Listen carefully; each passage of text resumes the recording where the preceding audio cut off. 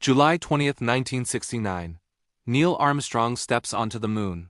500 million people are glued to their televisions. The United States has just won the space race. America is unstoppable. The future is limitless. We're going to Mars next, maybe even beyond. And then we just stopped. December 1972, Apollo 17. That was the last time humans set foot on the moon. And for over 50 years, we never went back. Think about that for a second. We achieved what seemed impossible, planted 6 American flags on another world, brought back hundreds of pounds of moon rocks, and then we just quit. It's like climbing Mount Everest, taking a selfie at the summit, and then deciding never to climb another mountain again. For 5 decades. But here's where it gets interesting. Right now, as you're watching this, NASA is building the rockets, training the astronauts, and preparing the missions to go back. The Artemis program is real, it's happening, and if everything goes according to plan, humans will walk on the moon again within the next few years. So what happened? Why did we stop in the first place? And more importantly, why are we going back now? The answers might surprise you, because they have almost nothing to do with rockets, and everything to do with money, politics, and a complete shift in what we think space is actually for. Let's dive in. To understand why we stopped, we first need to understand why we started. And the Apollo program wasn't born from a pure spirit of exploration. It was born from fear. October 4th, 1957, the Soviet Union launches Sputnik, the first artificial satellite. It's basically a beach ball with antennas, just beeping as it orbits the Earth. But to Americans, it was terrifying. Because if the Soviets could put a satellite over America, they could put a nuclear weapon over America. The space race wasn't really about space. It was about proving which superpower was technologically superior. And in the late 50s and early 60s, the Soviets were winning. First satellite. First animal in space. First human in space. First spacewalk. The scoreboard looked brutal for the US. Then, President Kennedy gives his famous speech in 1961. We choose to go to the moon. Not because it's easy, but because it's hard. Because America needed a win. A big, undeniable, televised win that the whole world could see. And here's the crazy part. America went all in. At its peak in 1966, NASA's budget was 4.4% of the entire federal budget. 4.4%. To put that in perspective, today NASA gets about 0.4%. If NASA had that same budget percentage now, they'd have over $300 billion to work with. Instead of their current $25 billion, the Apollo program cost about $280 billion in today's money. For context, that's more than the Manhattan Project and the Panama Canal combined. Over 400,000 people were working on Apollo. It was the largest peacetime mobilization of resources in American history, and it worked. July 1969, we won. Apollo 11. The Eagle has landed. One small step for man. You know the rest? But here's where the story gets weird. The moment we won the space race, we lost interest.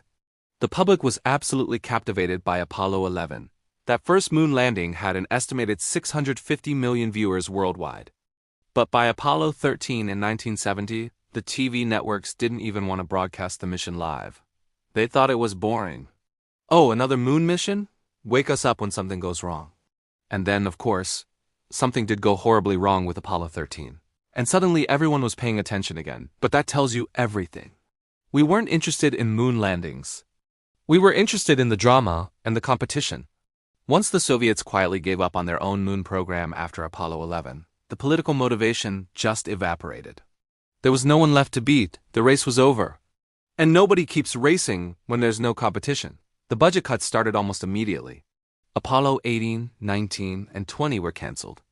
NASA had already built the rockets and trained the astronauts. Some of the hardware was already manufactured. But Congress pulled the funding. The cost-benefit analysis had completely shifted. The Vietnam War was draining resources. Social programs needed money. The public started asking tough questions like, why are we spending billions on moon rocks when we have poverty right here on Earth? It's hard to argue with that logic when the main geopolitical motivation is gone. By 1972, the Apollo program was effectively dead. Not because we couldn't do it anymore. Not because it was too dangerous or too difficult. But simply because we didn't want to pay for it anymore. After the Apollo missions, NASA didn't just go home. They changed the game. In the 70s and 80s, the focus shifted from those epic one-off moon landings to something more sustainable, reusable spacecraft and a permanent home in orbit. Enter the Space Shuttle. This was meant to be the space equivalent of an airliner. It would launch like a rocket, do its job, and then glide back to Earth, ready for the next trip. NASA promised it would make space travel cheap and routine, with dozens of flights a year. Well, that's not quite how it worked out. Over its 30-year career, the shuttle program cost about $200 billion for 135 missions. That's a staggering $1.5 billion per launch. And we can never forget the tragic loss of the Challenger and Columbia crews. But for all its costs and challenges, the shuttle achieved something incredible. It built the International Space Station. The IS represents a totally different philosophy. It's not about planting a flag. It's about international cooperation and science. Humans have been living continuously on the ISS since November 2000. That's over 2 decades of people orbiting our planet, running experiments, and figuring out how to survive long-term in space. Former rivals, American astronauts and Russian cosmonauts, now live and work together just 250 miles above our heads. It might not have the high-drama suspense of a moon landing, but the knowledge we've gained is priceless. We've learned about bone loss, muscle decay, radiation, and the psychological toll of isolation. This data is absolutely essential if we're serious about going back to the moon or even pushing on to Mars. While NASA was focused on the ISS, something else was happening back on Earth. Billionaires started looking to the stars. You had Elon Musk launching SpaceX in 2002 with the audacious goal of making humanity a multiplanetary species. Jeff Bezos started Blue Origin with similar ambitions. Richard Branson created Virgin Galactic. All of a sudden, space wasn't just for governments anymore. And these new companies started doing things that were once thought impossible. SpaceX developed the Falcon 9, a rocket that can literally land itself and be flown again. They're now launching satellites, cargo, and even astronauts to the space station for a tiny fraction of what the shuttle cost. Just look at the numbers. The Falcon Heavy rocket can lift 64 tons to orbit for about $150 million. The shuttle could only manage 27 tons for over $1.5 billion. That means SpaceX is delivering more for less than 10% of the price. This completely changed the conversation. The question was no longer, can we afford to go back to the moon? But rather, how can we not, now that it's getting so much cheaper? And it wasn't just the private sector shaking things up. Remember the old space race against the Soviet Union? Well, the race is back on, but with a new player. In 2019, China landed a rover on the far side of the moon, something no country had ever done before. They've since launched more missions, built their own space station, and have openly declared their intention to land astronauts on the moon by 2030. This got a lot of attention in Washington. An empty moon is one thing, but a moon with another nation's flags and infrastructure, that's a game changer. And they're not alone. India successfully landed a probe near the moon's south pole in 2023. Japan, South Korea, the UAE, and Europe all have lunar ambitions. The moon is suddenly hot property again. Why? The secret is water. Scientists have confirmed the presence of water ice in permanently shadowed craters at the lunar poles. In space, water is gold. You can drink it, you can breathe the oxygen, and you can split it into hydrogen and oxygen to make rocket fuel. The moon could become the gas station for the solar system, a critical pit stop for future missions to Mars and beyond. Whoever controls these resources could control the future of space exploration. This new reality led NASA to announce the Artemis program in 2017. The goal: land the first woman and the first person of color on the moon. The original timeline was 2024, but these things always slip. We're now looking at 2026 or 2027, but this time feels different. Hardware is being built. The Space Launch System, NASA's new mega rocket, has already had a successful test flight. For the first time in a generation, our return to the moon isn't just a dream, it's a plan in motion. So, why now? Why are we really going back to the moon after all this time? Let's be honest, there are a few layers to this. First, geopolitics. China's ambitious lunar program has definitely lit a fire under American politicians. No one wants to see another country's flag on the moon while the US watches from the sidelines. It's like the Apollo era all over again, just with a different competitor. Second, economics. Space is a massive growing industry.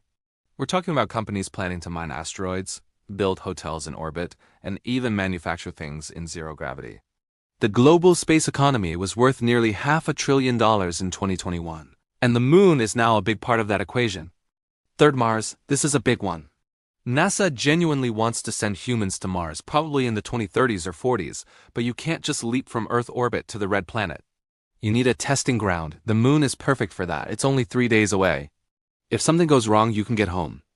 It's the ideal place to test life support, radiation shielding, and long-duration missions before making that months-long journey to Mars. Fourth, science. The moon is a time capsule. It has no atmosphere, no erosion. Its rocks hold secrets about the early solar system that have been erased here on Earth. The far side is also radio quiet, making it the perfect spot for telescopes that could see deeper into the universe than ever before. There's real, valuable science to be done. And finally, inspiration. We can be cynical, but there's something powerful about huge, ambitious projects that unite people. The Apollo program inspired a generation of engineers and scientists. Maybe Artemis will do the same. But let's not pretend this will be easy. There are huge challenges. The money, for one. The Artemis program is incredibly expensive, and its budget is at risk every single year. Delays have already happened because of funding issues. Then there's the technology. We aren't just dusting off Apollo-era tech. The new spacesuits aren't ready. The lunar lander is still in development. The Gateway space station needs to be built and launched. There are 1,000 technical problems to solve. Politics are another hurdle. Presidential administrations change, and space policy often changes with them. Will Artemis survive the next few election cycles? We'll have to wait and see. And of course, there's the competition.